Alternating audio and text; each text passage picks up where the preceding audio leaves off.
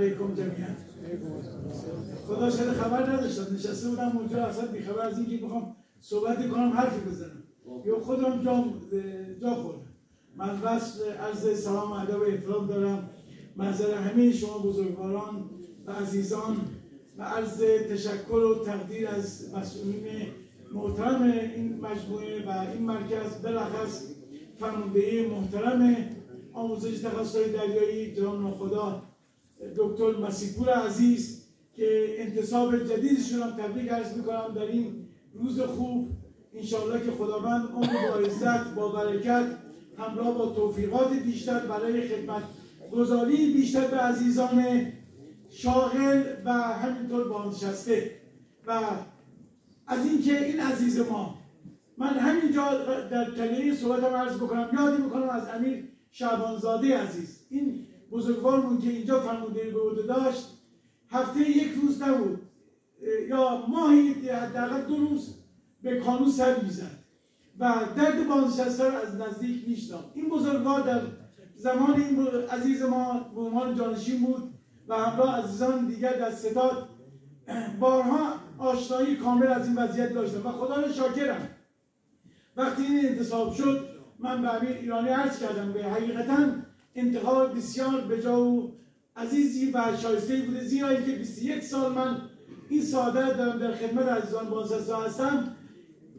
در این مجموعه انشالله که ما از برکات انتصاب این برادر بزرگوارمون و زیر مجموعه محترم صد ایشون و بقیه عزیزان و در کنار این عزیزان 2 مجموعه بزرگ حفاظت اطلاعات و عقیدتی هم بهره‌مند بشیم انشاءالله به برکت صلوات بر محمد و آل محمد.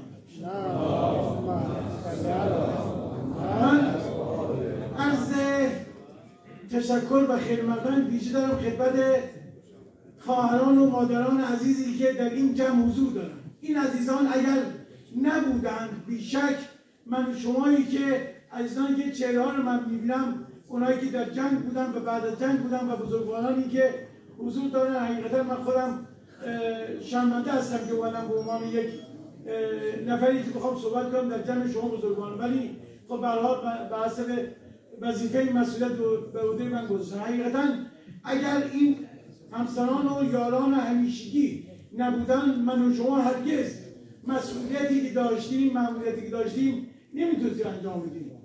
و همینطور اداره خانواده، فرزند، بهداشت و تحصیل و تربیت فرزندان همه به دوش این عزیزان هست.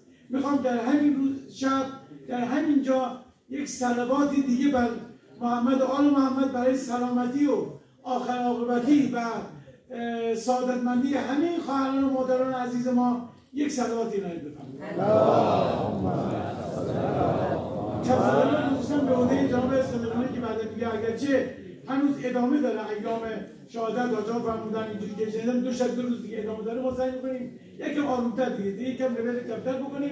فردا در لاهیجان برنامه داریم، برنامه برای ضیافت به مناسبت 7 آذر سعی می‌کنیم که اونجا حاجات تشریف نداره، سعی می‌کنیم یکم بیشترش کنیم، یکم بیشتر پیرمردا رو ولی اینجا احتیاط عزیزان. من نمیدونم چقدر وقت دارم، 4-5 دقیقه فقط میخوام در جمع عزیزان عرض بکنم. من 7 آذر رو به این مناسبت مراسم تشکیل شد، من تبریک و تهنیت عرض میکنم محضر همه بزرگواران. چه جناب فدایی میبینم، من دوستان میبینم دیگه، خودم میمونم در جمع دوستان هست دیگه. بعضی موقع جناب خود مسیح بود، من اگر به لکنت میگم به خاطر چهرهایی که نگاه میکنم بعضی از دوستان بزرگان و عزیزان هست و نگاه میکنم، بعضی موقع لکنت ما به خاطر این مسئله است. 7 آذر حقیقتا یادآور شجاعت و شهامت و رشادت و ایثار بزرگمردانی است که در لباس سفید، در لباس تکاوری، تفنگداری، هوادریای ما، غواصان ما و همه اقشار جامعه از نیروهای مسلح، اهم از ارتش، سپاه، نیروی نظامی، وزارت دفاع و همه نیروهای مسلحی که در زمان جنگ بودن. جنگ ما جنگی نبود کسی یک شهریور آغاز شده باشه. جنگ ما 58 شروع شد. عزیزان قدیمیان حضور داشتن. من خودم کنار دریا بودم. امام دستور داد که تمام نیروهای نظامی به سوی یگانه‌های خدمتی برن برای دفاع از کشور. غرب و شرق و جنوب و شمال قائلی ایجاد شد. ارتش از روز 50 از سال 58 شروع کرد. 59 شروع جنگ بود. شروع جنگ هم ارتش دفاع کرد. دفاع ارتش، چرا میگیم دفاع ارتش؟ به قول امیر بختیاری زاده میفرمودن که از من سوال کنن، اگر من میگم همینطور که سیما گفت اگر ارتش نبود کشور نبود، به این دلیل بود، نه اینکه خدا نکرده بعضی از مسائل، به این دلیل بود. ارتش با تمام تجهیزات امکانات، سپاه یک نوجوانی بود که تازه پا گرفته بود، تجهیزات نداشت، ادعا نداشت، ولی در تمام آموزش هم ارتش میداد. دفاع 34 روزه خرمشهر ارتش بود. دفاع جانانه از مرزها ارتش بود. همینطور که ادامه دادیم گذشت این اتحاد و وحدتی که بین ارتش و سپاه ایجاد شد، تونستن جنگ رو به پیش ببرن و شماها تنها کسانی بودید در طول 200 ساله یک وجب از خاک کشور ندید. در عملیاتی که چرا اصلا هفتم آذر ایجاد شد؟ هفتم آذر به این دلیل ایجاد شد که 2 اسکله البته علویه در شمال خلیج فارس داشتیم. در شمال خلیج فارس شریان حیاتی و اقتصادی عراق از 2 اسکله جریان داشت و تمام اقتصاد از اونجا بهره‌مند می‌شدن. لذا یکی این بود، یک پناهگاهی بود برای یگانه‌های دریایی و از اونجا یگانه‌های پروازی بتونن، چون موقع بدرواز ما اسکله‌ای نداشتیم میخواد یگانه پهلو بگیره. اسکله بسیار چند تا اسکله شهید بانو اسکله کوچیکی داشت. شهید رجایی برقرار نشده بود. بندر امام فعال بود. ریلی داشت و جاده و مسائل دیگه.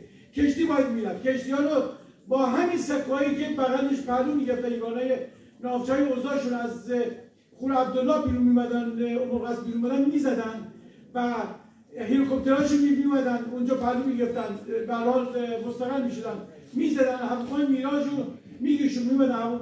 یگانه رو در خور موسی که میخواست برن برای بندر امام مورد اصابت قرار دادن. لذا تصمیم گرفته شد در 10 آبان، خیلی مختصری توضیح میگم که سریع رد بشم برم، 10 آبان عملیات اشکان، 16 آبان عملیات شهید سفری که اولین شهیدی بود در خرمشهر از خطه انزلی و گیلان ما در خرمشهر شهید شد، تکاور ما بود و به اسم شهید سفری گذاشت شد. و عملیات بعدی همین شهید سفری، در عملیات شهید سفری ما اسکله البرت اوبایی منفجر شد. یادش بخیر آقای بیژنواز، ناصرالله محمد بیژنواز و امثال همکاران و دوستان و همیارانش که حضور داشتن رفتن با هواداریا پشتیبانی کرد، نیروی هوایی پشتیبانی کرد، از یگانه‌های لنج‌های تحت پوشش استفاده کردیم، ناوچه جوشن و پیکان استفاده شد و یگانه‌های دیگه استفاده شد.